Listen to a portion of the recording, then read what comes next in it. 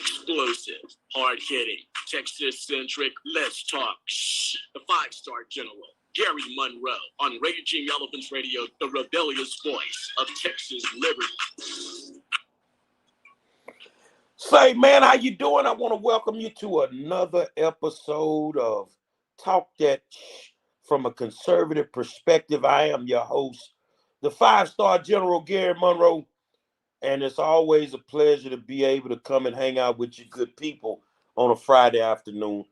I want to send a big shout out to my man, Apostle Claver Imani, who's sitting in with me. And you know, he's very, very opinionated. So you can expect for this brother to unleash on the world, man. What's going on, my friend? It's crazy, man. I've been traveling with the campaign, the Daniel Miller campaign. We're getting good results. Tomorrow, Trump is coming into town for two events. I got my tickets. And the campaign will be out there. As far as the Conroe Rodeo Arena at the fairgrounds, we'll be out there. And we're just going to engage the voters, man, and talk about Dan Patrick and the job that he hasn't done. Yes. And let folks know that there is a credible, viable Texas First alternative in Daniel Miller. We're going to go out there. We're going to work it all day long. And, basically block walk the people that are going to be standing in line for the Trump event. That's what's going on tomorrow, man. But, running a statewide campaign, it's heavy duty work. And then you got everything else that's going on as well that we're going to be getting into today. A ton of issues locally, statewide, even nationally that impacts each and every one of us. So let's get on with it. Well, that's good, man. You know, the big thing is Trump is coming to town. And for those that have never been to a Trump rally, don't be afraid. Don't be afraid. Just show up. Engage with some good people, man. You'll be surprised. And that's what made me flip. I don't know if I told you, but when he went to Tulsa, I was like, man, I'm going to Tulsa. And I went by myself. And I'm going to be honest with you, I had the time of my life. The stuff that they said was going to happen, it didn't happen. It wasn't a bunch of crazy people, a bunch of people that didn't like black folks. No, it wasn't anything like that. I mean, I met a lot of good people, and we all had the same thing in common. We'd all left the Democratic Party, and we'd all went over to the Republican Party for the basic reasons. We believed in those values. And a lot of people don't realize that, especially African Americans, that you have more Republican values in you than you could ever imagine. You know, you can't. We've got that documented, man. It's documented. Exactly. Through multiple sources, including the pack that I had, man, back in the Tea Party days. I mean, we literally went door to door in black neighborhoods. We started in Sheila Jackson Lee's district, went door to door, surveying voters, registered voters, and asking them their viewpoints, not whether or not they were voting for this candidate or that candidate, but where do they stand on the issues? And we went to Troutwood, Ohio, right outside of Dayton, man. We went to Providence, Rhode Island, South Plano, East Austin, East San Antonio, door to door. We would walk up to doors, man, and they still have Obama signs, yard signs out in the yard. Or they would open the door and they'd have an Obama T-shirt on, and we would ask them their views on issues such as the welfare state, such as the border invasion, education, food, the whole gun rights, the whole gamut. Okay, abortion, neo-morality.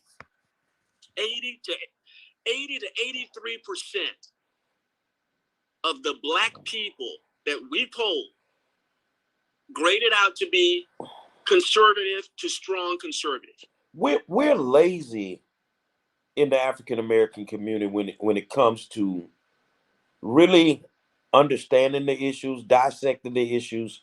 We don't really know the issues. That's what I've learned over the years, that the African American community really doesn't know the issues. They go with the talking points of the quote unquote leaders. of the Democratic Party who cannot at this point, I don't feel, I've not seen it in the last year, get in an open debate and debate conservatives and Republicans. They can't talk about the issues. It's always about race. It's always about fear. You see what I'm saying?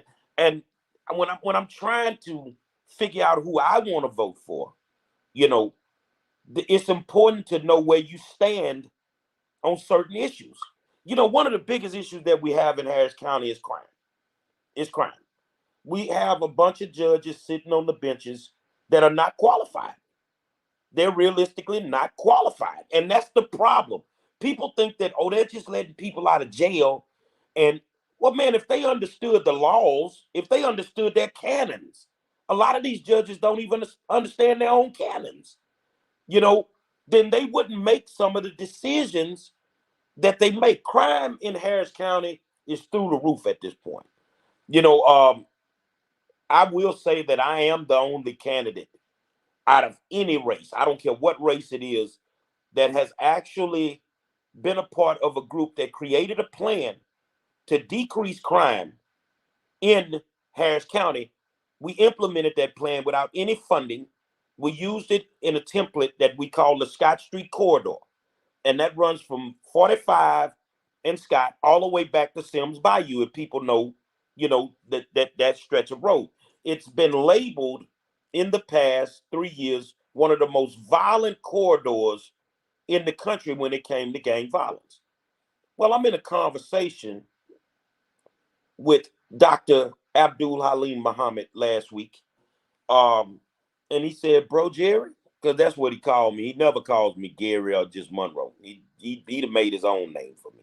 He said, bro, Jerry, you know, nobody's saying anything, but there is no gang violence on the Scott Street corridor anymore. Claver, I need you to understand what I just said.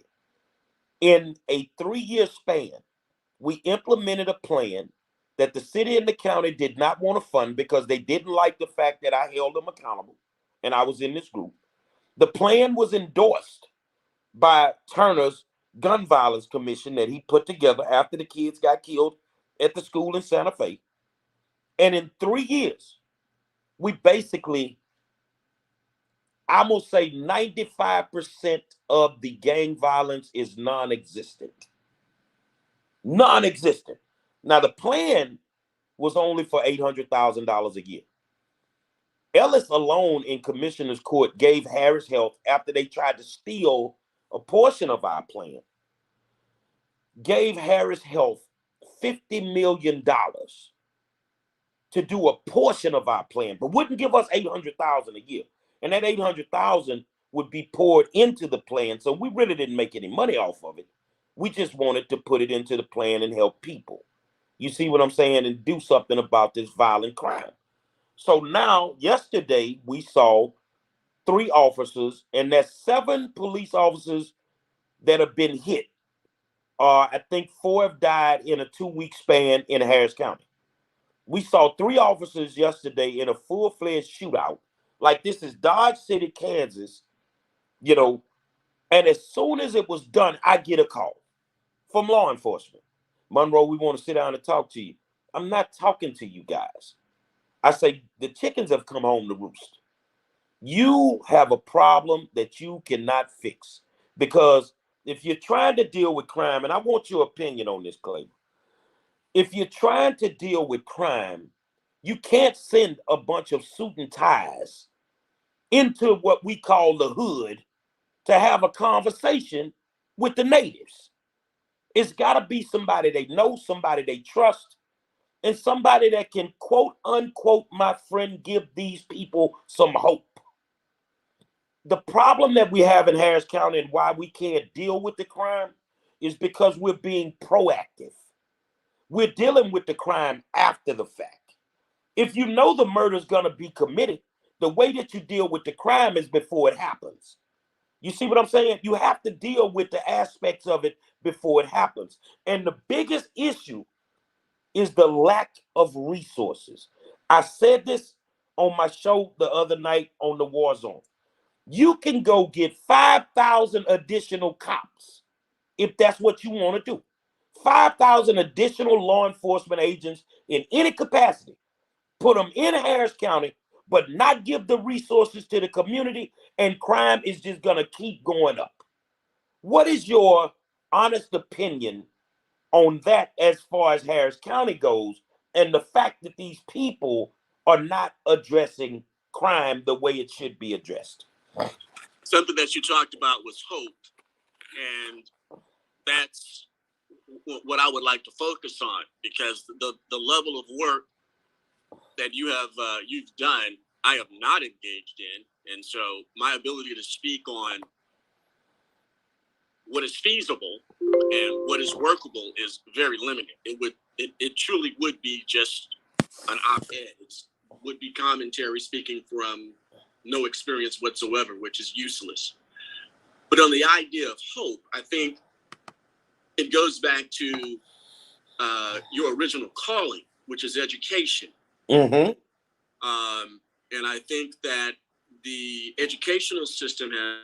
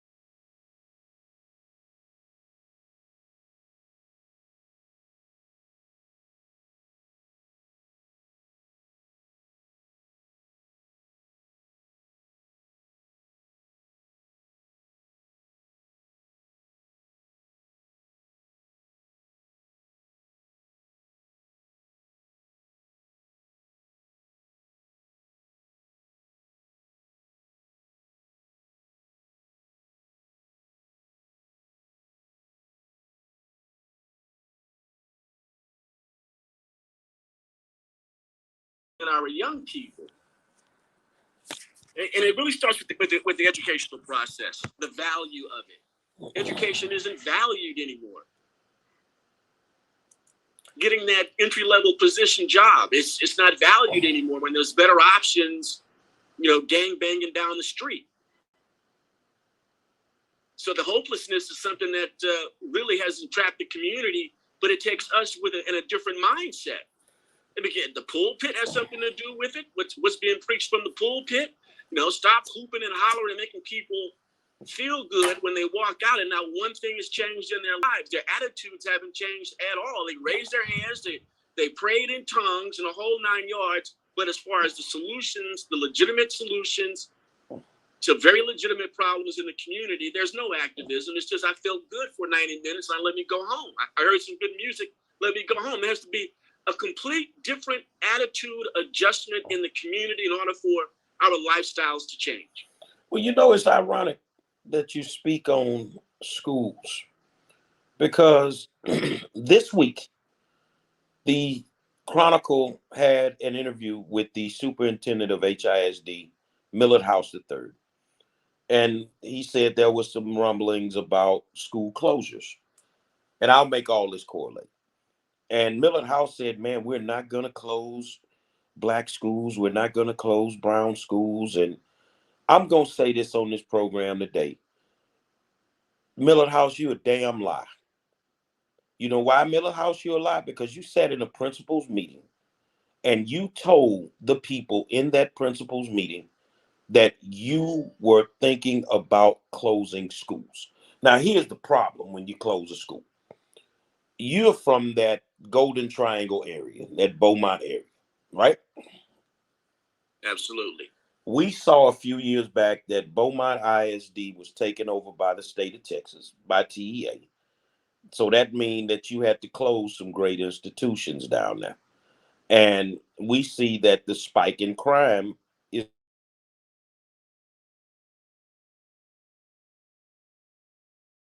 they don't realize when you close schools, you create violent situations.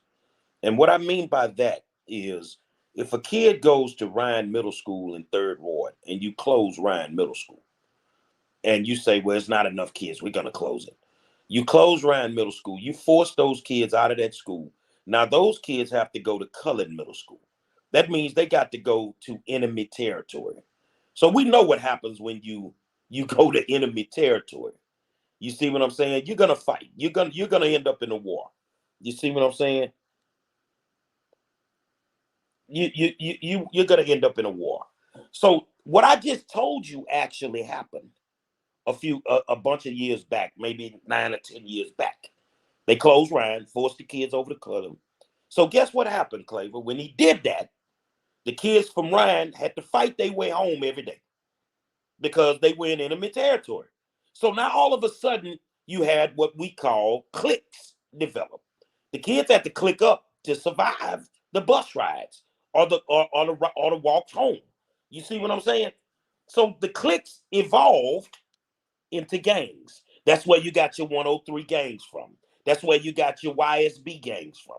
Well, people should be familiar with 103 gangs. These are the gang members that killed the young man in front of over on the side of Lamar High School about 2 to 3 years ago.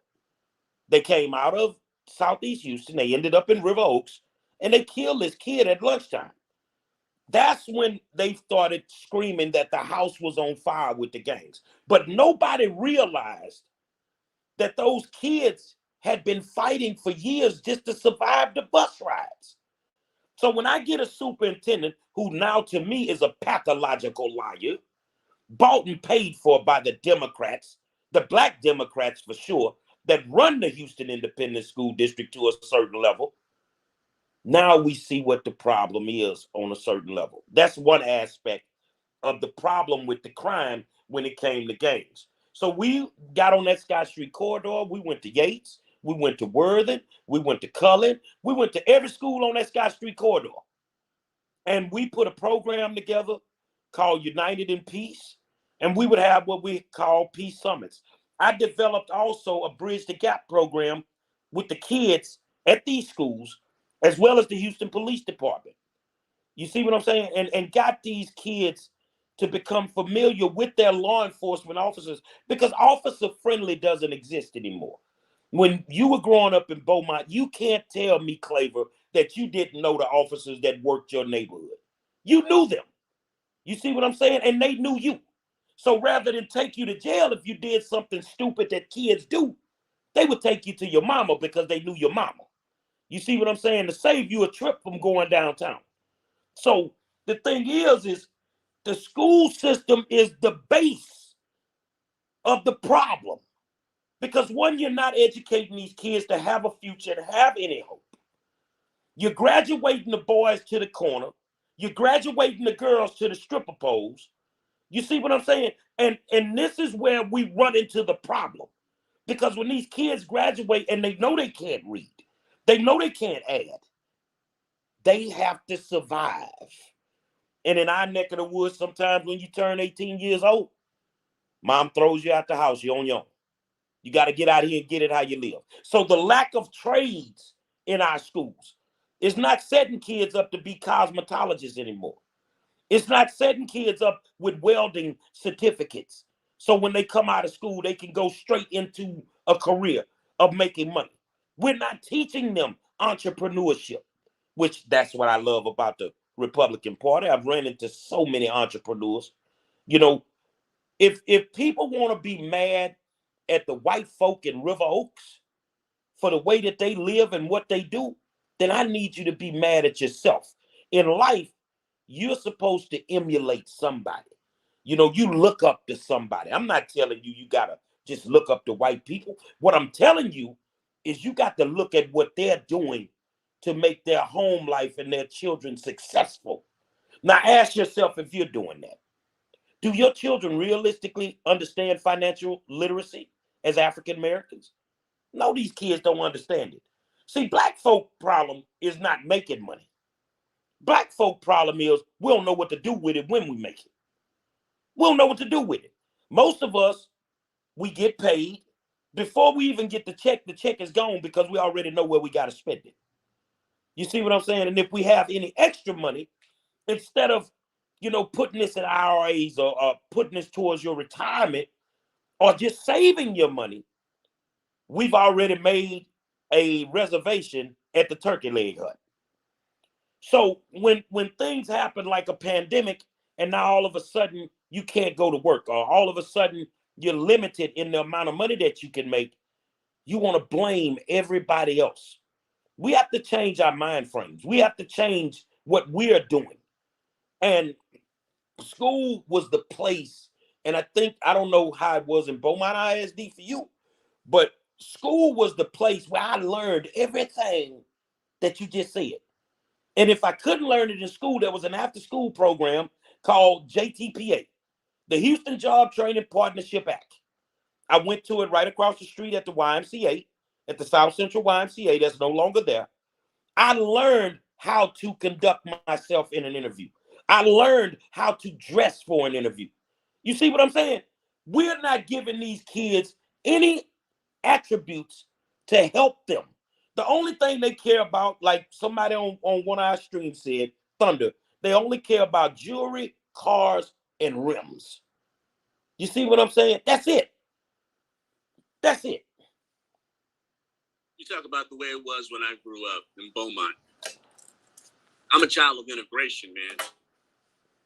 So every school that I went to, beginning in elementary school, I was one of the minority kids. I was one of the few black kids that was there. Then all of a sudden in high school, I went to an all-black high school. Hebert High School. You know Hebert. Everybody knows Beaumont Hebert. And matter of fact, when you say that, your coach, one of those coaches, I can't remember his name, every coach that has won a state championship is enshrined in the Texas High School Football Hall of Fame, except for the coach from Beaumont Hebert. I know that for a fact. Yeah, we had two legendary ones. We had Clifton Ozan, who sent more NFL players than any other high school coach in the country. Then we had Coach Alex Durley, that when Hebert was closed down and merged with the white school across town, first year in existence, they won the top division state championship. Their first year was that Westbrook? That was Westbrook. Yeah, they won against. I think they shared the state title with Odessa Permian. No, they won it outright. They beat. I think they beat Hearst Bell in the state championship game. Yeah, Westbrook was a great school, man. And yeah, the first year of existence, they won the state championship in the first year of existence, and it was a big row. Who was going to be the head coach of this new super high school, right? You got Forest Park, which was the rich white kids, and you got Hebert, which was legendary. And they shut them down, okay, for the sake of integration. And we're talking about in the 80s, man. We're talking about like 80, 81 or 82, okay? Recent history. And it was a big thing. You're going to put a black head coach, and he's going to have all the black kids. None of the white kids are going to want to, they're going to have a chance, which wasn't the case at all. They started off bad. They went into the playoffs with the worst record of any team in the playoffs, and then kicked everybody's tail in the playoffs. They just kept getting better and better and better and better every ball game. But the difference when I went to that all-black high school was there was an absolute demand on excellence. That we had to be excellent because we were the all-black high school. We were the last all-black high school left in the city, in the county. We were the last one. And there was this sense of, we did represent the race. And there was no violence. There was no shootings. We didn't have police on campus and metal detectors. And no. I mean, for the smallest thing that you did, you could be sent to the principal's office and expelled, or even worse, have a paddle be put on your behind. The last thing you wanted them to do was to call your mom or your dad, especially my mother. Man. The last thing. Yeah, trust me. I know that part. Okay? So, I mean, it was a whole different attitude. There was a sense of, we are the community. We are the Pal Archer. All those people that do show up at the football games and the baseball games and the basketball games. And, our motto was, whatever Hebert does, it must be the best. And that excellence, that idea of excellence was drilled into us. We better not do something to embarrass the school. Because if you embarrass the school, you embarrass the community. Exactly. So if we were on a debate team trip, or if we were, the golf team or the tennis team, or there was a certain decorum that we were required to carry ourselves on the playing field. We were not allowed to be talking trash. No, you talk with your headgear and shoulder pads. Don't talk trash. You better not see a yellow flag for unsportsmanlike conduct. None of this end zone dancing. You better act like you've been there before. That was drilled into us in everything we did. Science club, chess club. You're representing the school, you're representing the community, you're representing Black folks. So yeah, I mean, my mother started, you're talking about opportunities and trade schools and things like that. My mother started an organization. She was a librarian. She was the head librarian for the Bowman Independent School District for 40 plus years. Nationally renowned librarian. Created libraries all over the place, even in prisons, even in penitentiaries. She has created libraries. And she created a program when I was in high school at Hebert called MATS, Motivation for Academically Talented Students. So so there were these students, those of us who were academically excelling. And it wasn't about indoctrinating us because we were excelling academically. It was like, we better get ready. We better get you ready for the real world. So we would take field trips to restaurants and learn, proper table manners. Exactly. Okay. They would take us, okay, we're going to Houston, and we're going to Jones Hall, and you're going to watch a symphony, and then we're going to go to this restaurant and eat at a white tablecloth restaurant, and you're gonna learn all this stuff. You're gonna learn how to act in civil society because you have shown yourself ready to be the leaders in the community, advance in the community because of their academic excellence. I mean, those are the kind of programs that we were privy to. That was the attitude, the culture that we still, when I talk to my alumni friends from back in the day, we still remember those slogans. We still have that sense of pride. We're still representing. Well, that's the way that we were. I graduated from Yates in 1986, and we watched the state championship. I mean, and we won the state championship in '85, but we watched the state championship in 1984, and that was Odessa Permian versus Beaumont French, not Westbrook, Beaumont French, and they tied. And we made up our mind that day that we were going to win the state championship the next year. Back then, it's wishful thinking. When you're 53 years old and you look back at what you said and what you thought you were going to do, and to be able to say we did it. Well, we did it. We ran the gauntlet that year. And we actually played Westbrook, who was ranked number 5 in the state of Texas at the time that we played them. And I think we were ranked number 2. And that was a big game. 20,000 people at the old Robertson Stadium on U of H campus. And we beat the hell out of them. At that point, we knew we had something. So we ran the gauntlet the rest of the year.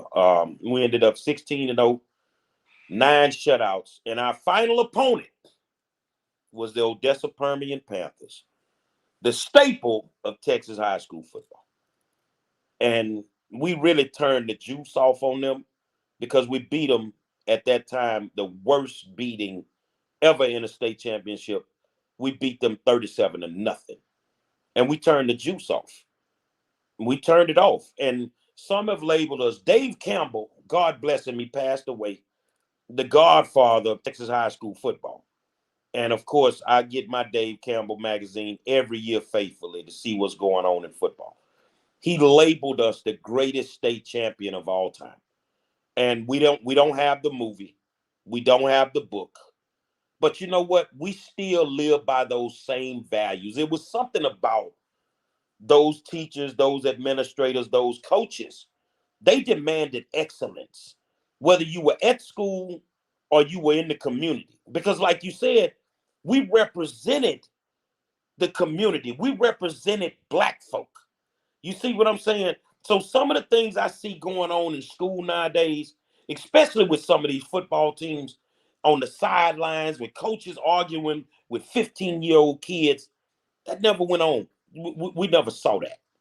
We never saw that. And we had I think we had 37 seniors on the team, and 32 of us got college scholarships. You don't see that anymore.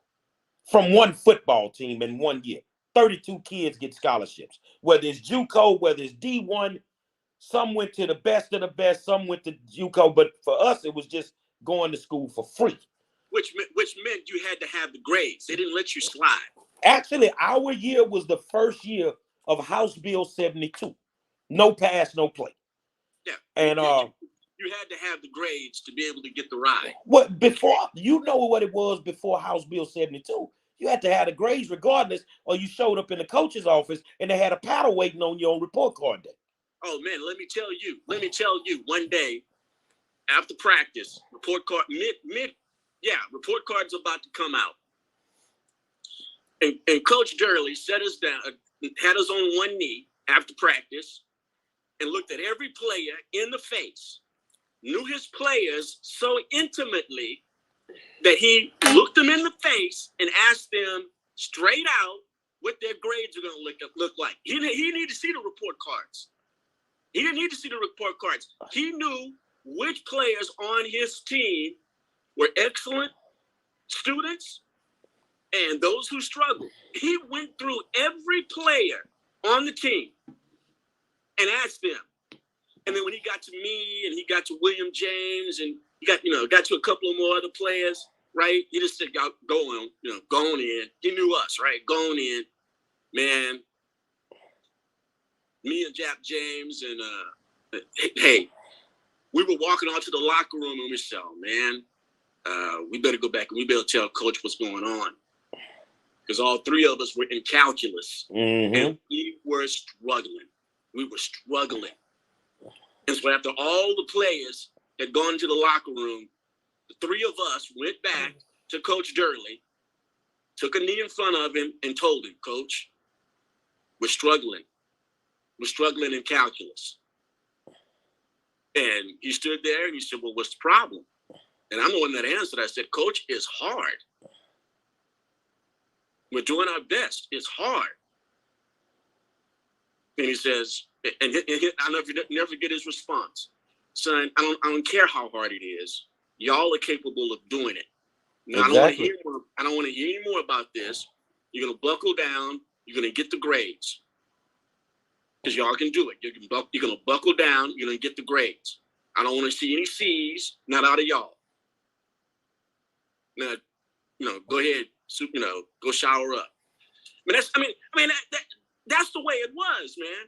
I'm talking about the culture. You knew the expectations. The expectations. He knew every player on the team and their academic, their intellectual capacity. You don't have any business. No, I don't have to ask you anything. I know you passing. Go. Oh, I know you passing. You're doing just fine. Go. Oh, I know you're going to be an honor student. Go. Oh, how are you doing? Math, how are you doing? Math was my demon. That was the class there that I just could not gravitate to. English until this day, and I'm in college right now. English was my favorite subject. So even as I'm writing papers in college right now, my tutors always, email me, man, you're our favorite writer. Because I just leave it on the floor with English. But I wasn't as fortunate as you, young man, because I had to go to the coach's office on report card day several times. And going in that office on report card day was like having a federal indictment. Because you know how the feds have a guideline book of crimes, and this is the punishment, and this is what they go by. So when you went in on report card day, they had a big chalkboard in the coach's office, and it said F5, D4, C3. A and B was empty. It was zero. That meant how many pops you were gonna get. So you already knew the game, and it wasn't a barter system when you went in there. Present the report card. They did the mathematics. Oh, well, you got 10 pops coming, and you got all of them. So you knew to be an athlete, there were consequences for your actions. So that you know why they did that, brother? Look, I remember we're talking about Clifton Ozan. Remember, they kind of brought Hebert back, and they called it Ozan. Ozan Panthers, blue and gold. They were, they were 4A for a while. Let me tell you about Clifton Ozan, because I remember him. I remember Clifton Ozan. Put Jerry Levias up at SMU, the first black to play in the Southwest Conference. A distant cousin of mine went to Hebert. Rufus Cormier, dear friend of mine, married to my god sister, the second black to play in the Southwest Conference. All-American nose tackle at Southern Methodist University, went on to Yale Law School. Anyway, they would bring Coach Guidry, who was there when he'd been at the school so long, he was there when I was there, but he was now a vice principal. But when he was a coach, offensive line coach, he would bring a paddle on the field in the back of his coach's, those coaches' shorts, right? Now you'd rarely see him use it or whatever, but at some point, hey, look, you drop one more pass, you miss one more block, son. We gonna have a talk at halftime. You miss one more. Now they wouldn't bring the paddle to the game, but on the practice field. And you talk about the community would be there lined around the field just for practice. Yep.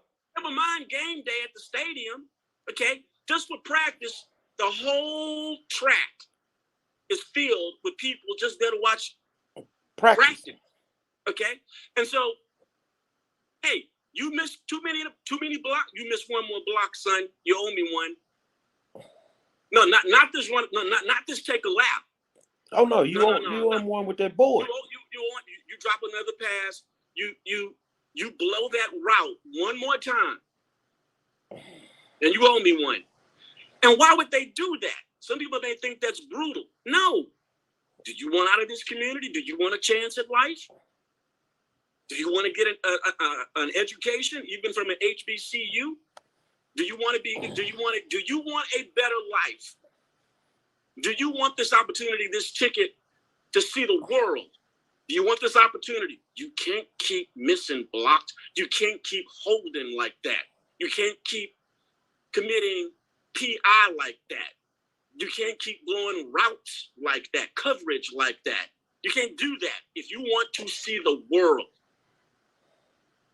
It wasn't about just wins and losses. It was the attitude and the culture that produced the wins and losses, the very few losses, a whole bunch of wins, a whole bunch of trophies. And that's how it was in black schools. That's how it was in all black, communities, because the community expected that from the educators. Exactly. They expected that from the educators. Not asking them the question, what pronoun do you prefer? Not asking them that. But asking them, you can do better. You can't don't shame the school. Don't shame the community. There's a certain way that you need to act.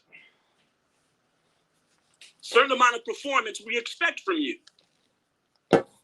Same way in Third Ward, same way at Yates. Oh my God, man.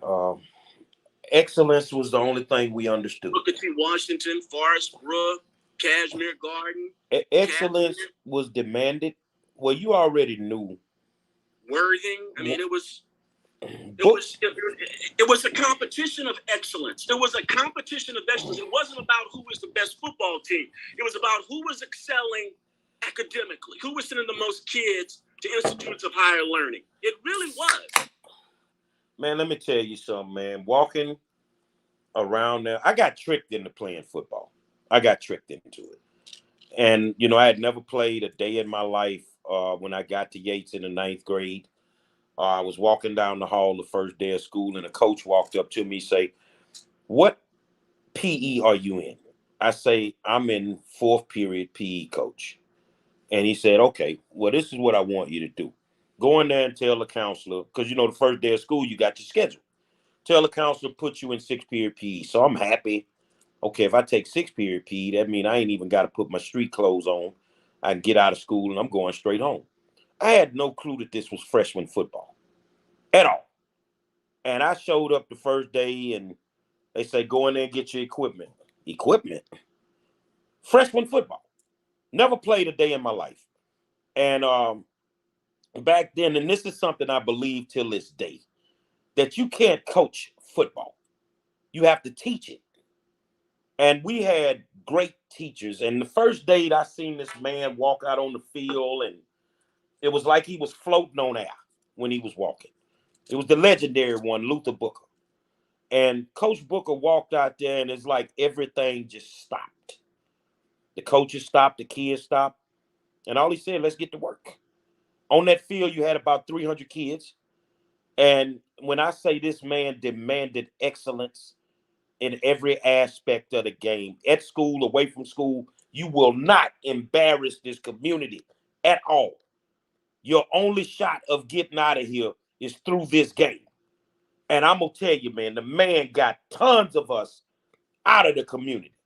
When you look at that Golden Triangle area and that Houston area from those eras, and you look at the players that came out of there, man, y'all could name a plethora of players just from the Golden Triangle area. And then all of it. Then you had Galveston. Galveston was in it. I mean, you had Houston. You had some. I mean, you had some schools up in East Texas. Then all of a sudden Huntsville came into our orbit. Humble, Kingwood came into our orbit. Clear Lake schools came into our orbit.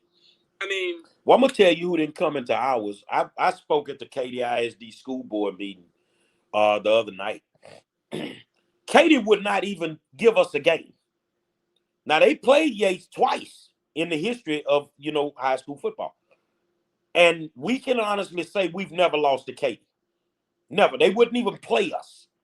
So, but the thing is you had a school district at that time, even though some people say we still wasn't getting the quality education everybody else was getting, you still got enough to be able to get out of school, go to the next level, or if you didn't get out and go to the next level, you may have taken auto mechanics, so you came out a certified, mechanic.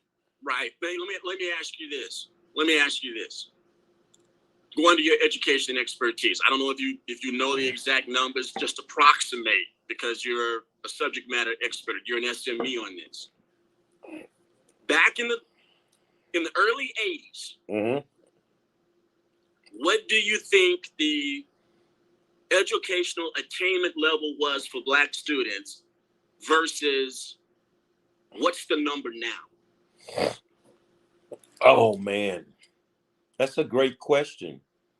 I think that, and I know this because right now, and it's crazy, but right now I'm in college. Right now.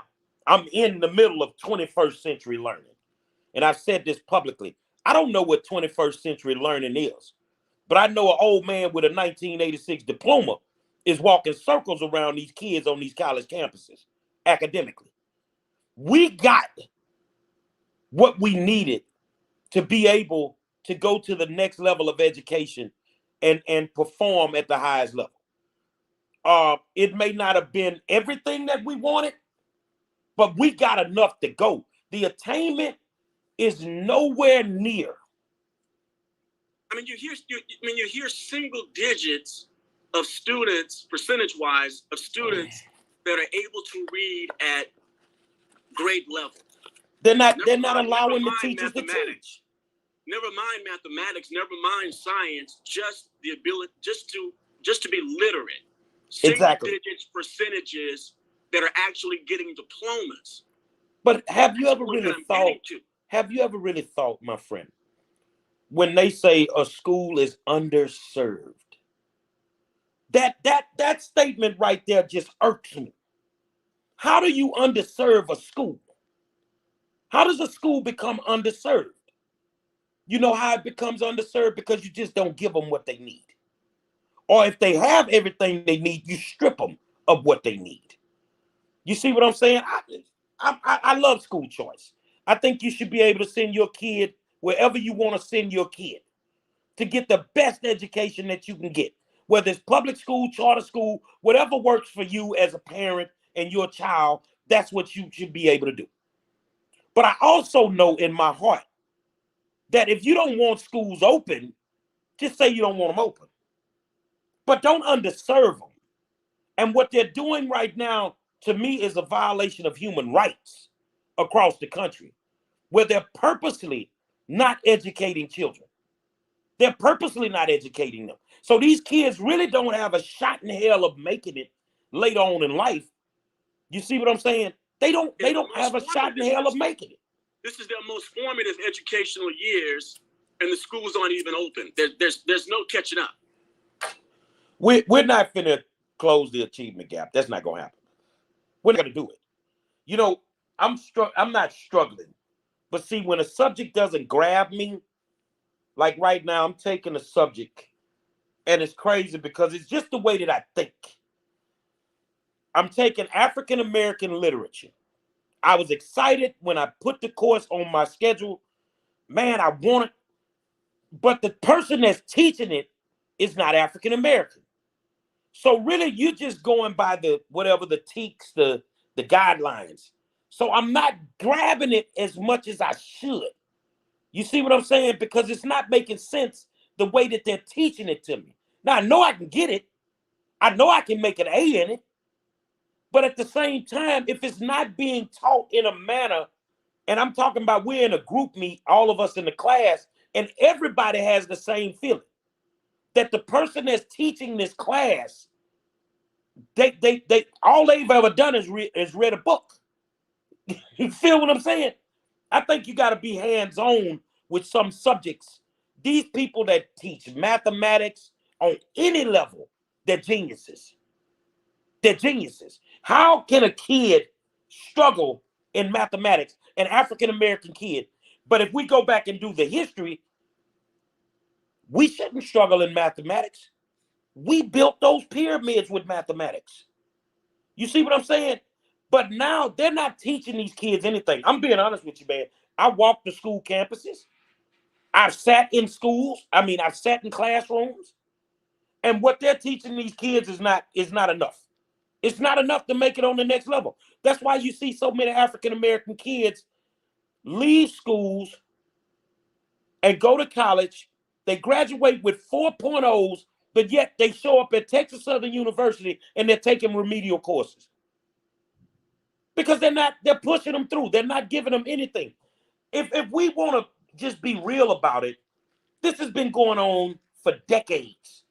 One of the most celebrated stories, and it's not celebrated in a good manner, is Dexter Manley, that graduated from Yates, who was honest and said, man, I cannot read as a pro football player.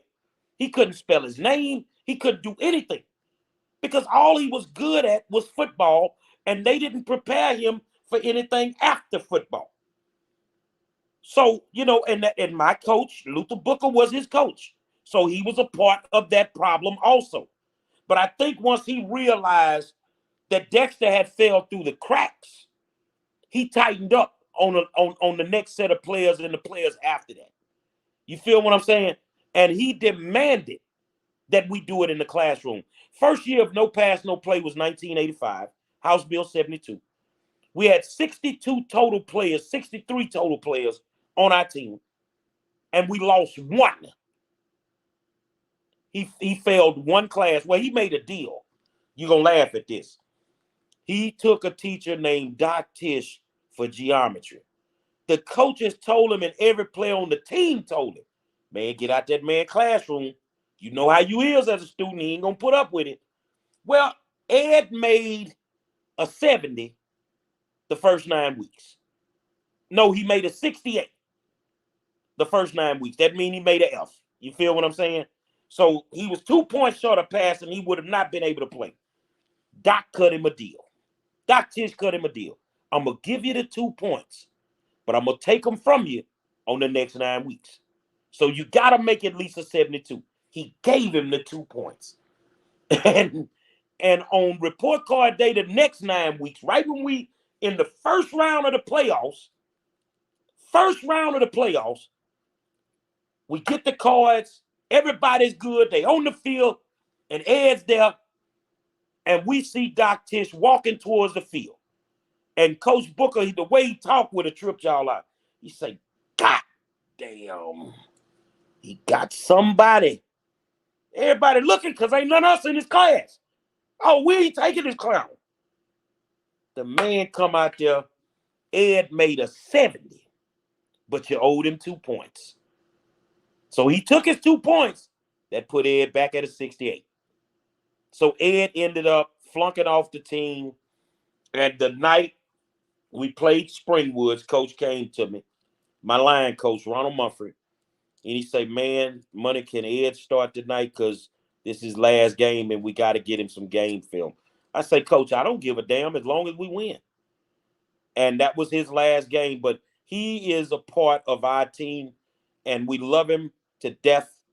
I will say, when you get a quality education, Claver, and you're going through and you're doing great things, the only reason we've lost 7 players over the years is not from gun violence. It's not from being in gangs or going to jail and whatever. We lost players just because they were sick. You see what I'm saying?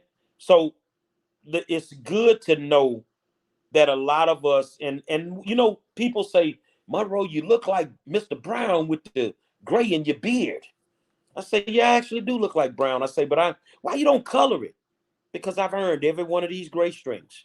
I wouldn't change anything about the way that I've lived, because I'm happy with what I've dealt with over the course of my life. You know, I love music, and T.I. said something in a song. And it's a statement that I tell kids. He said, if you're under 25, staying alive is hard work. Man, do you really think, when you think about that statement, if you under 25, staying alive is hard work. So when I think about Harris County and what we're going through with these Democrats that are running the county, either these people got investments in one of two things. Either they have some private investments in graveyards, or they got investments in the prison system. Because these kids they're only going to one of two. And it's something that we need to change. And this is why when I win my state rep race for House District 131, I want to sit on the educational committee. I want to sit up there with my good friend, State Rep Harold Dutton. I want to sit up there with him, because me and Mr. Dutton talk education all the time. You see what I'm saying? And that's why I believe in my heart that the educational, the TEA top job, which is Mike Moravs, the commissioner, should be a voted position. It should not be an appointed position, because the governor of Texas appointed his friend who doesn't know a damn thing about education, and now he's affecting everybody. You know, another reason, Claver, these kids can't get online learning. As I sit and do my work, one, if you don't have the time to do your work when you're virtual, you're not going to get it. You're not going to get it. You have to discipline yourself to be a virtual student. You have to. It's no getting around it. When assignment, and I'm going to be honest, this week, I got the time mixed up by 1 hour. So in one class, I sent the assignment in at 10. It was due at 9. But guess what happened? At 9, she locked that assignment. So I couldn't get the assignment in. You have to be disciplined to be a virtual learning student. But I also know that we need to be on our school campuses. Virtual is not working. We have to be on our school campuses. But at the same time, our kids need to be comfortable when they're on the campuses. The hell with these mask mandates on these school campuses. The governor of Texas said don't do it. That's what we need to understand. We should not do it. You see what I'm saying? I even got parents in Fort Bend where they saying to me undercover, they're mandating these kids get vaccinated. They're not letting them go to school. No, we shouldn't be doing that. You see what I'm saying, brother? We should not be doing that. Let these kids get to these school campuses so they can excel. But at this point, I don't believe that we can close the achievement gap in the state of Texas. I don't see it. Not in this current condition, not with the current attitude. It's going to start. It's going to have to start with us in our community. It really is. People talking about, well, you want to take us back to this and take us back to that. Well, look at the outcomes. The problems that we're facing right now, we didn't have those problems back then. It was a whole different attitude. And over a time frame, that attitude was changed. It was changed for the worse to work to what we have right now. Let me say something when you say that. The reason we can't reinvent Black Wall Street, and it's just my way of thinking. One, when we owned Black Wall Street, we were Black Republicans. We can't emulate Black Wall Street right now because we ain't even in the right mind frame. What you just said a few seconds ago, we had more doctors, more lawyers, more teachers being pumped out of our educational system back in the day when we had a different mind frame. We were struggling, but at the same time, we had hope to get out of these communities. And that's a part of Black flight because, our parents wanted us to be better than them. So they pushed us. But the one mistake that I think we made is when we get to crying, oh, they're gentrifying Third Ward. Well, if you own property in Third Ward, why you didn't just keep it? You didn't have to sell grandmother's property that she left you. See, our mind frame and the way that we think is totally messed up. And that's because we've become totally dependent on the Rodney Ellises and the Sheila Jackson Lees. They're telling us what to do, but yet they're not living the way that we're living. They're not going through the things that we're going through. They wanted Hidalgo and Turner, the two top leaders in Harris County and the city of Houston, will not address crime. And I think it's because they have private vehicles with 24-hour security. They don't deal with what we deal with. You don't have to worry about if you drive up to the gas station to pump gas in your car, is somebody going to shoot you or try to rob you. They don't deal with the aspect that you're at the stoplight like a lady was last week. At a stoplight and somebody breaks your window and robs you at the stoplight. You see what I'm saying? They don't deal with this. So they could care less what we're going through. And that's why it's so important to get Daniel Miller into office. That's why it's so important to get that rhino Greg Abbott out of office. It's so important to get the right judges on the bench. But now we're going to touch a subject. Being tough on crime. The Democrats, I don't want to hear it right now. Yeah, we're going to have to be tough on crime. Because right now, Claver, when it comes to crime in Harris County, we soft as a box of booty. We soft as a box of booty. When you get a bond, you have conditions of that bond. If you violate the conditions of that bond, you should not get another bond. So therefore, I don't understand why a person has a third, a fourth, a fifth, all the way up to a 12th bond. When you got the first one and you violated, you should go to jail and you should not get a second one. And that's what it is. But the bond should reflect the magnitude of the crime that was committed. The severity. You feel me? So if you get out here and you kill someone unjustly, what's wrong with giving him $1 million bond? You're giving him an $80,000 bond on a capital murder offense. And you're supposed to make it hard for them to get out. They have proven themselves to be a danger to the community by the heinousness, the severity of the crime. You remember Gary and Jimmy Love, the Love brothers used to own the rent-to-own place back in the day when we were youngsters? They were just like Rent-A-Center, where they would always cut you a deal. The bonding companies remind me of Rent-A-Center. They're going to cut you a deal. If you got $1 million bond, man, give us $200, pay us $100 a month. They want to cry and complain about crime, and the judges cry and complain about the bonding companies who are not even requiring these people to pay 10% of their bond anymore. But the judges, I have a problem with the judges because they're sitting on these benches, they're not qualified, and they're letting these certified killers out on the streets. And because of that, we have tons of people that have lost their lives at the hands of repeat offenders, violent offenders. Now, I'm for justice reform. You feel me? I'm for bond reform to a certain degree.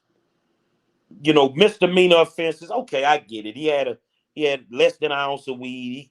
He shouldn't sit in the county jail for 4 years. I agree with you on that. But if he committed murder, sit your ass in there and eat whatever they shoot through the slot. You need to be there as long as you need to be there. You feel what I'm saying? But letting these people out, the judges have to go, man. They have to go. And I'm sorry, my good friends. Are you as it stands right now, at least in Harris County, because that's what you're focused on, aren't the majority of the judges Democrat judges? Yes, sir. The majority of them are Democrats. They're controlled by Rodney Ellis.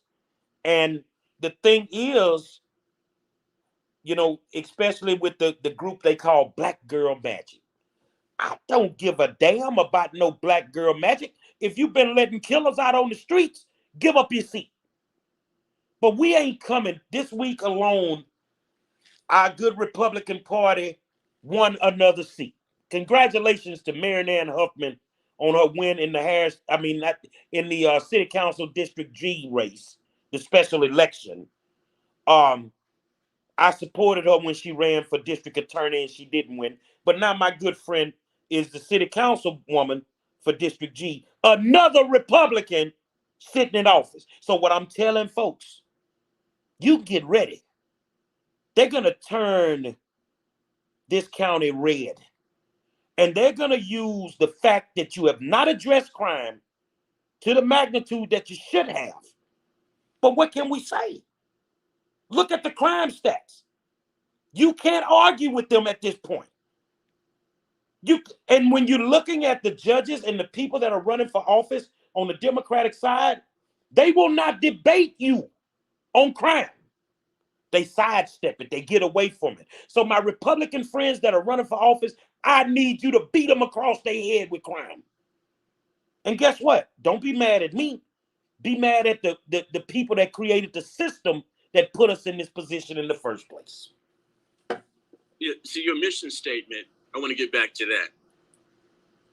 And it's been mine for years and years and years. Trying to get Black folks to truly vote their values. Because if they're voting Democrat, they're not voting their values. Exactly. I mean, that's been empirically proven through polling. That's how we started this program off today, talking about that. And so we sit in the most diverse city on the planet, the most racially diverse city on the planet. It's Houston, Texas. But one of the most racially segregated cities in the country. Okay, but now watch this now. In order for a red wave to happen in Harris County, like you believe it's going to happen and like I believe it's going to happen, that means a lot of people of color, Black and brown people, are going to have to vote Republican. Because there's not enough white folks in Harris County anymore to have Republicans dominate the county. It used to be like that. It used to be inner city, Houston city limits proper, therefore the city council, etc. Okay, Democrats dominated, but the larger county-wide, county judge and the county commissioner's court, you always had a Republican majority. Yeah, you had Rodney Ellis on there or whatever, or what was his name? L. Franco Lee. El Franco Lee. Okay, been on there forever and ever and ever, right? Making his money. They get paid well on the county commissioner's court. But that's not the reality anymore. But see, it's possible, because I want to remind people, Angela had Reverend Willie Davis on last week. And good friend of mine. They were talking about the HERO ordinance, the days of the HERO ordinance, and when Anise Parker was mayor, and the campaign that defeated the HERO ordinance and transgendered bathrooms and all of that. Well, folks, that was a 61-39 beatdown against the neo-morality movement, against Anise Parker and what she was trying to do, advancing the LGBTQ community and their desires. That was a 61-39 beatdown. So that means it wasn't just evangelical white folks that was voting to defeat that. That means that was an ecumenical butt kicking. All races, all religions, both genders. 61-39 is not going to be all evangelical white folks, not in Houston. So the possibility of a red wave and kicking these Democrat judges out and getting this George Soros DA out is a high probability in this election cycle. I think the trends that we've been seeing across the country, down in the Rio Grande Valley, is going to happen here in Harris County. I think a lot of people of color are going to finally say that's it. And then you have another problem here in Harris County, Gary, on election day. The ballot is so huge. Oh my God! You can have people who are watching this stream or listening to this stream, and let's say your city is 150,000 people, or your county is only 200,000 people. You literally cannot fathom the size of the ballot that the citizens of Harris County face every election day. You literally can have 80 judges, 80 plus judges on the ballot. I'm way down that ballot, brother. Yeah. You got every House district in Houston, every senatorial district in Houston, every congressional race in Houston. Then you got your statewide races. Then you got your district court judges. Then you got your JPs. All the way down. Then you got your criminal courts of appeal judges. You got it is an unbelievably long ballot. And so for a long time, it was a straight ticket voting, man. You just go in there and you click either D or R just to save time. Just to save time, DNR, where they got rid of straight ticket voting. You got to go through and click now in every election, as long as that ballot is. And as long as the lines are, it's going to take that long for voters to go through every single race and click either D or R. But that's why it's important, and I'm going to be honest with you, I've been educating people, and they've been gravitating to it, that research these races, and a lot of people don't even realize how many races it is, just like you said. So what I try to do is get that out early. These are the races, and these are the people that are running. Now, at that point, research your candidates. It's going to take you forever to research them, but if you do the work, then you'll make a conscious, positive decision on people. Lieutenant Governor, Dan Patrick versus Daniel Miller. Let's get it straight. Research them. It's a no-brainer. You see what I'm saying? It's a no-brainer. If you go look at Dan Patrick's website and you go look at Daniel Miller's website, and then you see which one is most closely aligned with your values, you see the promises that Dan Patrick has been making since he first ran for lieutenant governor in 2014. And I live to this day in his old Senate district seat. When he was a state senator, I lived in his district. I voted for this guy. Okay, now I'm telling it's time for him to go. This guy is making my life worse. He's gotten worse year after year, session after session. I remember the promises that he made in 2014 campaign. I'll give you a couple of examples. He complained about Democrats being given committee chairmanships. He made it a campaign issue when he ran for lieutenant governor against Todd Staples, Jerry Patterson, David Dewhurst, and himself. He said, why are Republicans giving Democrats committee chairmanships? And he's right. In the House, generally, no matter what the balance of power is, the Speaker of the House is given 1/3 of the committee chairmanships to Democrats. We had a super majority in 2011, and Joe Strauss gave 1/3 of the committee chairmanships to Democrats. That's control of the legislative agenda. So Dan Patrick made it a campaign issue. Too many Democrats on the legislative budget board. Too many Democrats are getting chairmanships of committees. And what did he do?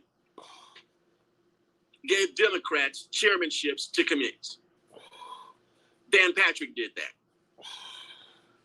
He promised to get rid of in-state tuition for illegals. In his first campaign ad, he said, I will get rid of in-state tuition for illegals. Those are slots that our children should be receiving. Mm-hmm. Those slots they're not infinite. Those slots are very finite, especially at our higher institute, in our most elite institutions of higher learning here in the state. And they're getting in-state tuition rates, then they shouldn't even be in the state. And he promised to get rid of that. No legislation has ever touched the floor of the Texas Senate or the Texas House to get rid of in-state tuition for illegals. This is how bad it's gotten, okay?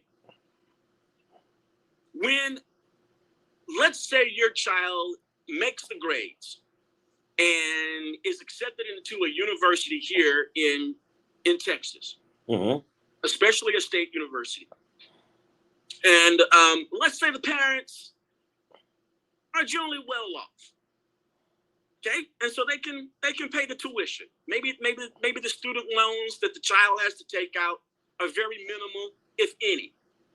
But a portion of that tuition or the entire tuition is being paid by the parent or the students working through school to pay the tuition. By Texas law, a portion of that tuition that's being paid by Texas parents goes into a fund in the Texas Comptroller's office for the express purpose of giving grants to students that are illegal aliens in the state. Not a student loan, not a scholarship. Here's some money from the tuition that's been paid by parents and then their children paying for their children to go to a university or a college in Texas. A cut of that is going to illegal immigrants. It's crazy, man. Well, you know, a lot of people. And then they're stopping it. Transportation, for example. We learned this. Check this out. Do you know that if a driver from Mexico comes into Texas and they get on toll roads, they're driving for free? Because the toll road authority has no way to track them. And guess what? What the agreement says between the state and the toll road authorities is that the state, you, the Texas taxpayer, has to pay those tolls. So we're paying tolls for illegal immigrants who come in. They may come in legally, okay? They may come in legally. They may have a job. They came across a port of entry. They're not illegal. They may intend to go back across and go home. But if they get on a toll road, they're riding free. That's crazy. Well, guess what? I'm riding free too because I ain't paying them. I refuse to pay for a road that I done already paid the bill. I'm not doing it. So, you know, I agree with you, man. When you talk about when people have the conversation, a tough conversation about illegal immigrants, you know, of course, that community, especially the Latino community, gets offended and upset. But my problem with it is not the most generational ones. The leftist communities get upset. They get upset. They get upset. But if you look at what's happening down on the RGV, all those Latinos and Hispanics that are taking the red pill, and you've got, stuff like Brian Ginn, who was a 24 25-year Democrat. Ryan Ginn was a Democrat for 25 years. Exactly. And flipped to Republican. And he just won his previous race by 20-something points. And so for political survival, it's flipped that fast. He's reading his constituency, his district, that fast that it's changing, and he flips after 25 years. It's flipped that fast in one election cycle. Well, you know, I had those tough conversations about illegal immigrants, and I'm honest that I don't have a problem with you being in the United States of America. It's the way that you have to come in here. And if you can't come in the right way, then you should not be here. That's the way that I feel. You know, the borders are open. Look, let's see if you're a smart man, if you've been following current events. You had a guy that pulled out an assault rifle and killed a Harris County deputy this week. Where did he run to? Where did they find him at? Mexico. You're letting these people in here. And I had this conversation from an African-American perspective. I remember I was in youth football, Little League football, and Katrina happened. And all them people from New Orleans started coming to Houston. And I said in a board meeting, say, man, y'all don't know what we getting into. You don't know the mind frame of some of these people. Say, man, we need to figure out a way to get these folks up out this city because y'all ain't ready for what they bring to the table. Oh, man, the president of the league got mad and you can't say that. And Houston is forever changed because of that dynamic from a crime standpoint. You see what I'm saying? So when I think about the illegal immigrant situation, we can't just let these people come in. You're letting them come across the border. You're forcing us to test if we want to work in government and different things with the coronavirus. You're making us take multiple tests and different things like that.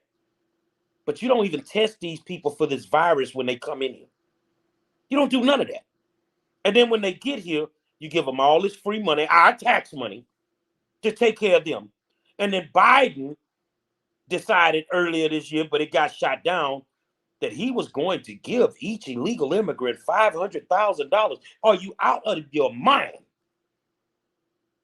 I can't get $50 in food stamps.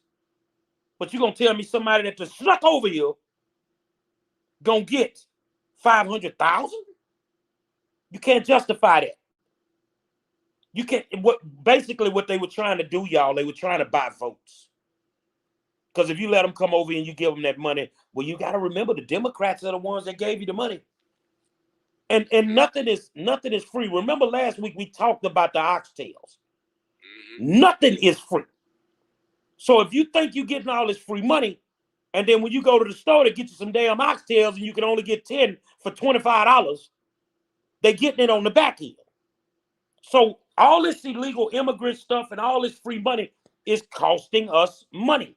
Us that have to pay taxes. Look at your property taxes. Look at your school taxes. Look at how they're constantly going up. And everybody that wants to get in office, they're not having realistic conversations with the voters. Oh, I'm going to make your taxes go down. You a damn lie. No, you're not. Let's just be real with it. And it impacts your number one subject, education. I've walked into schools, especially elementary schools, where English is the second language. It's not a class. The first language on the campus is Spanish. That's the first language on the campus. It's Spanish. I've seen that in Houston schools. Oh yeah. Okay, that is a direct result of the border invasion and schools admitting students who should not be in the country at all. We're talking about overcrowded classrooms. We're talking about the kids being dumbed down.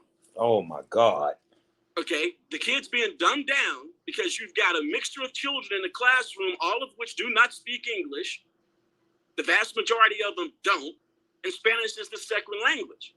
I mean, Spanish is the first language. English is the second language on the campus.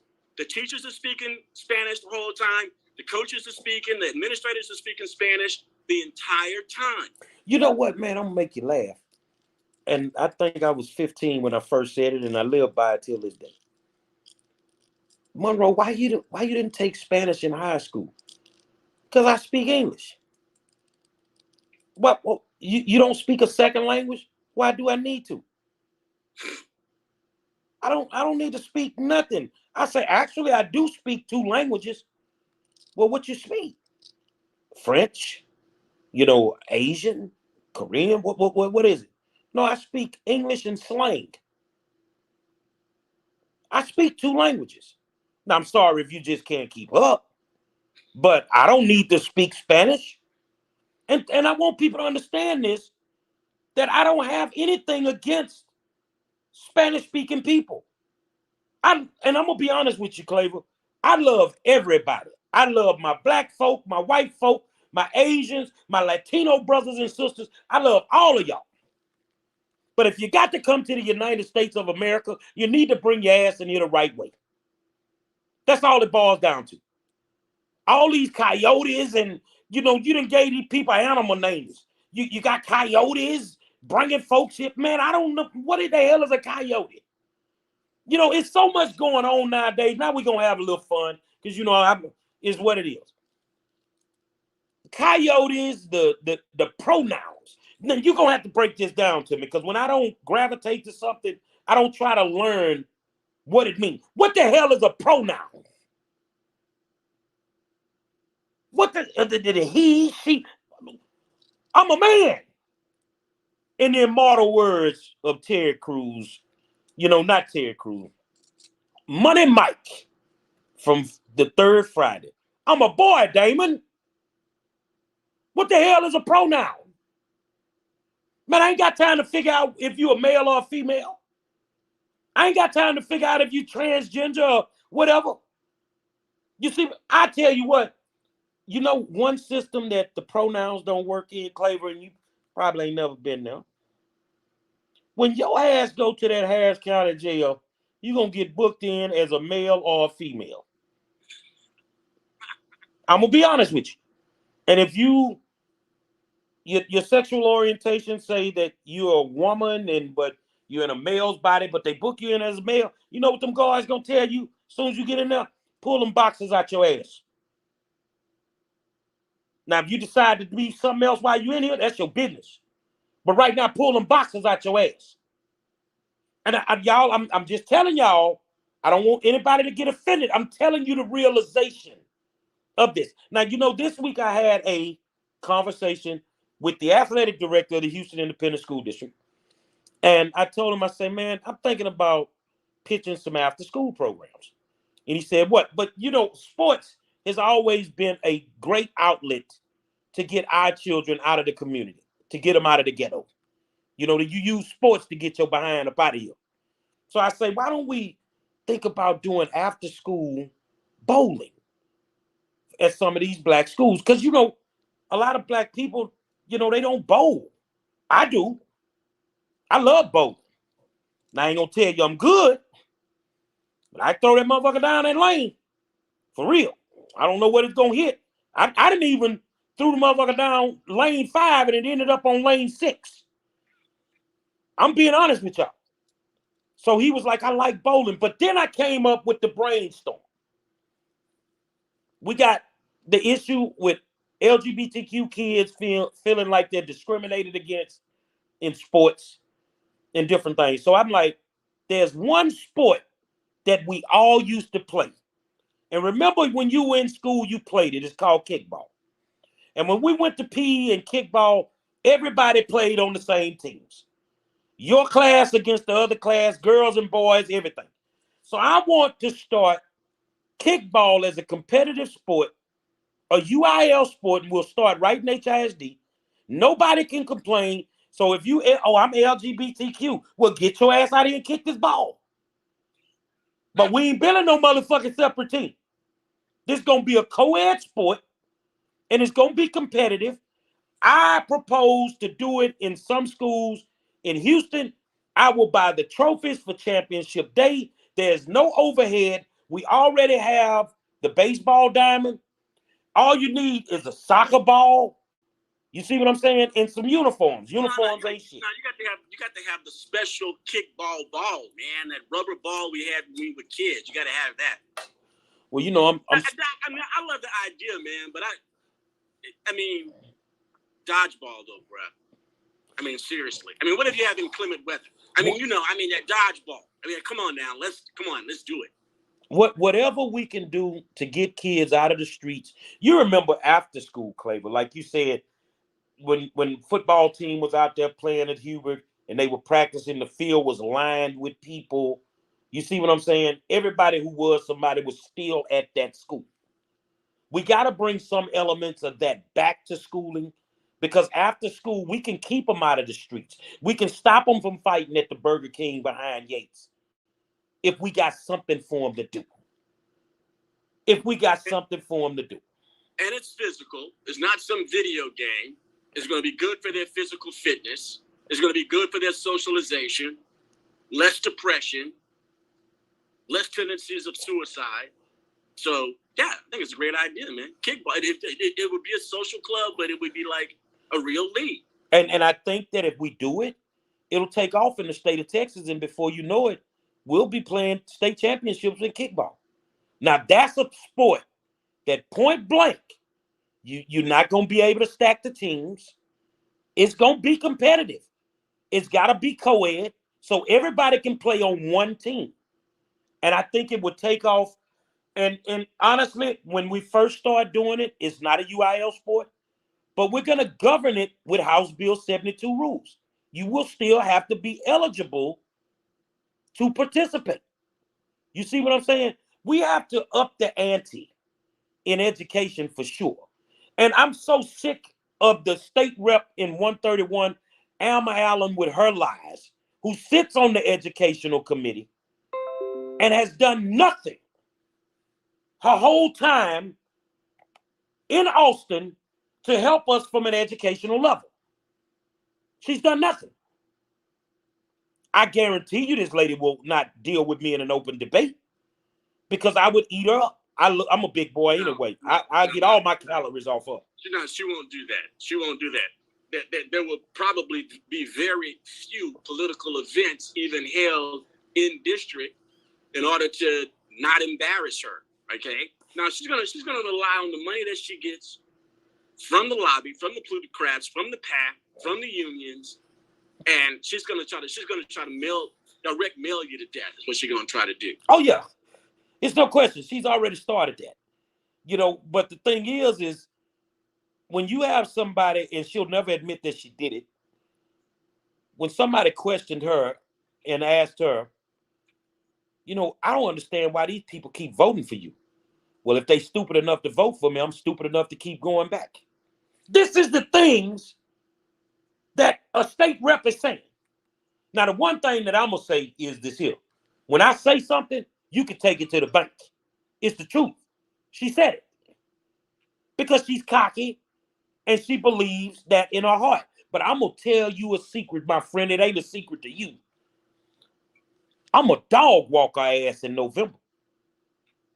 I'm a dog walker because you having problems cheating on these early ballots. Now, I will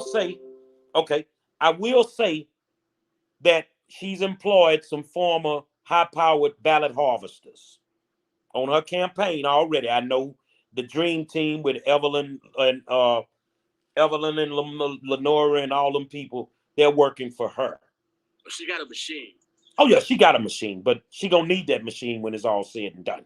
You're going to break the algorithm. That's what's going to have to happen. Oh, yeah, we going to do it because we're treating 131 like a battleground state. That's what I plan on doing. We're treating it like a battleground state. So right now I'm getting offers to go to so many different cities to speak. They feel I'm a dynamic speaker, and I'll be there. Just book me. Get with my campaign manager, and I'll be where I need to be. So I'll say this here, man. Are we going to commercial break or are we done, friend?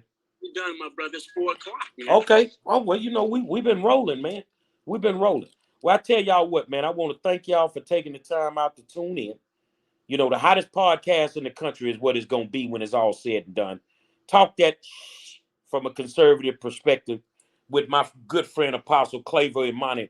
I'm the 5-star general. Until next week, Meet me on the war zone tonight, 7 o'clock, and I'm going to show you which politicians from the Democratic side have been giving money to the Republican side and the crooked pastors. I got the whole list. I'll holler at y'all next week, man.